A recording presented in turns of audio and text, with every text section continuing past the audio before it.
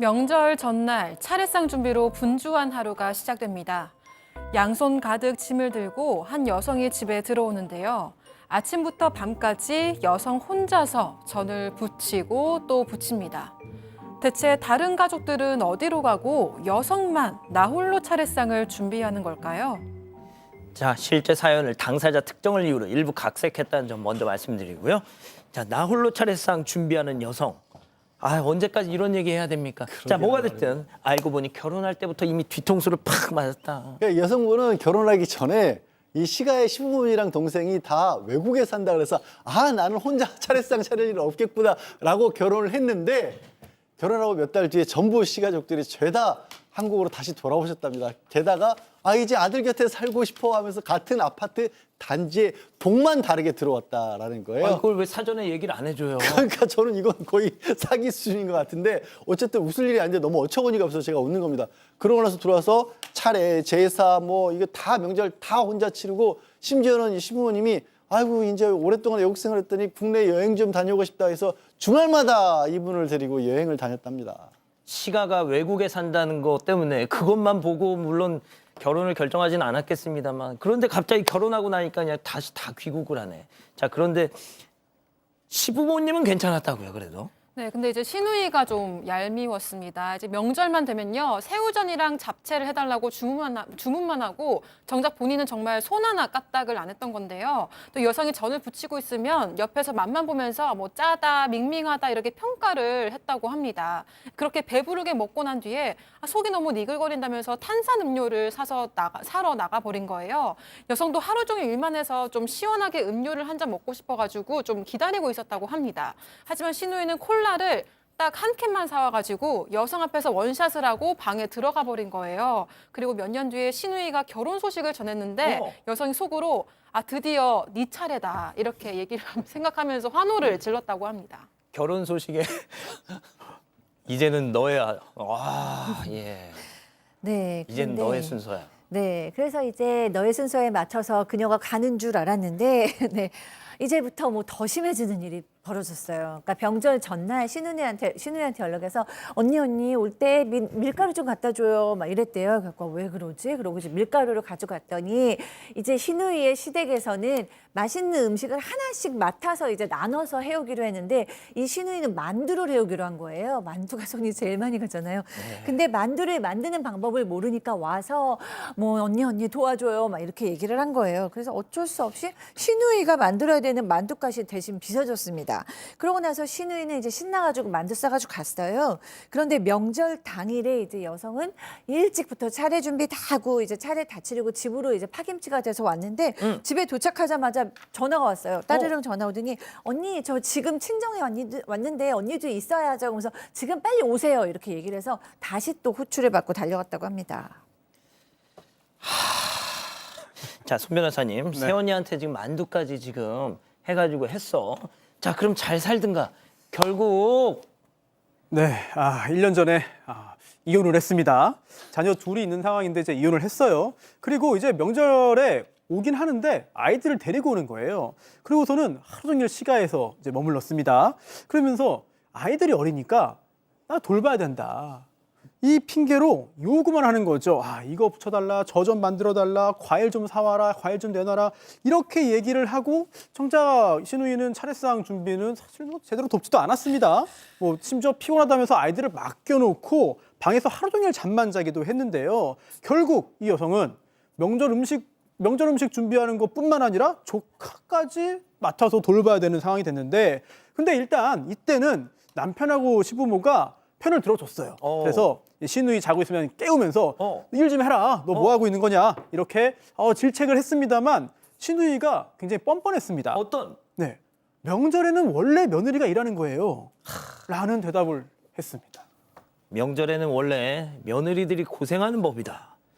자, 그렇게 대망의 지난 추석이 또 왔는데 결국 일이 터지고 말았습니다. 네, 근데 이 명절에 하필 남편도 출근을 하게 되면서 여성 혼자서 장을 보고 시가로 향했습니다. 그런데 시부모님이 잠시 외출을 한다고 해서 나갔는데 점심이 지나도록 돌아오지를 않는 거예요. 결국 여성은 혼자서 뭐 재료 손질도 하고 전을 부치기 시작을 했습니다.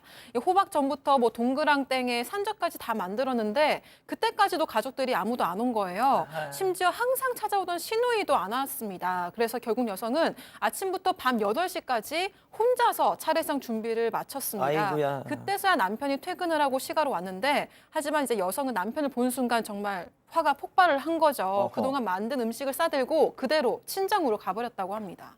제발 전이랑 만두 이런 거 마트에서 그냥 좀 사세요.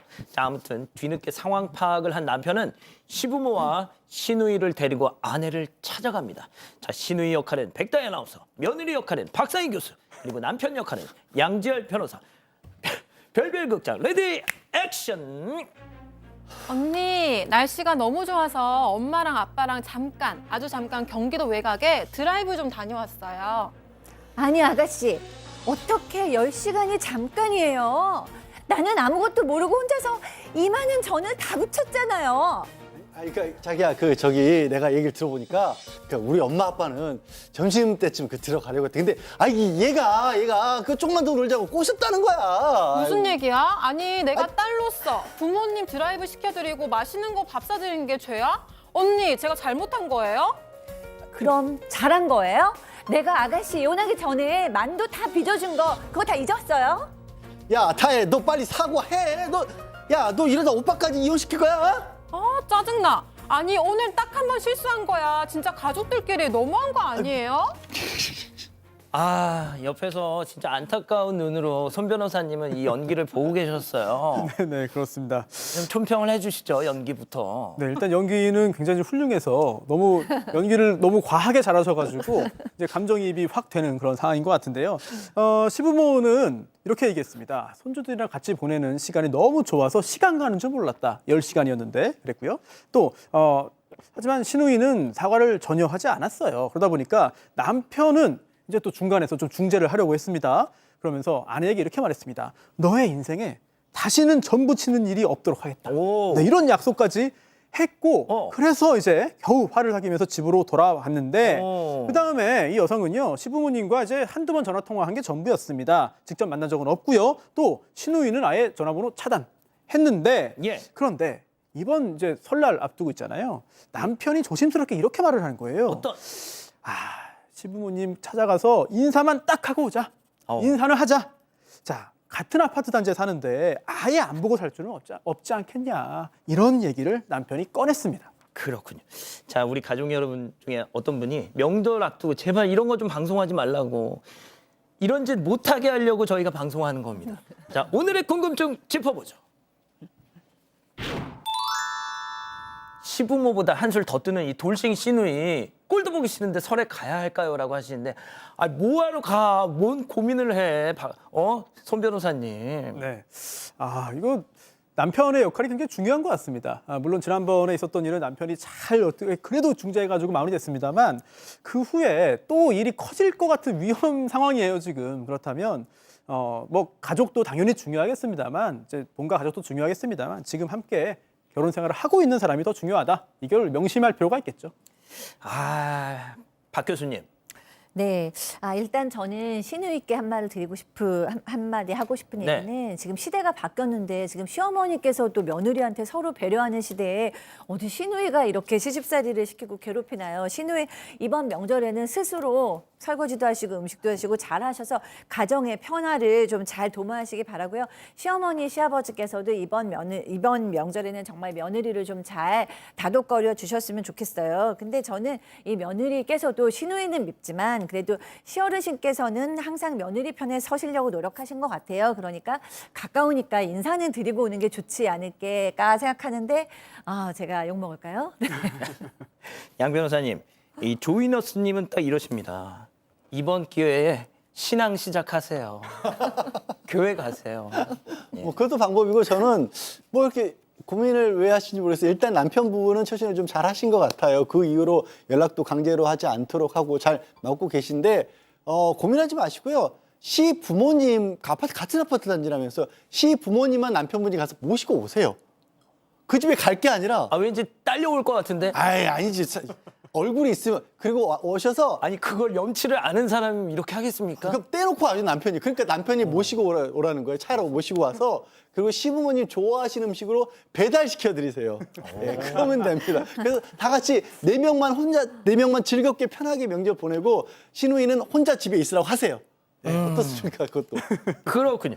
자 우리 가족 여러분들은요. 네, LSY님 마음 단단히 먹고 절대 가지 마세요. 여지를 주면 또 슬금슬금 부려먹습니다라고 하셨고요. 구미님도 갈 필요 없습니다. 더 나빠집니다라고 하셨습니다.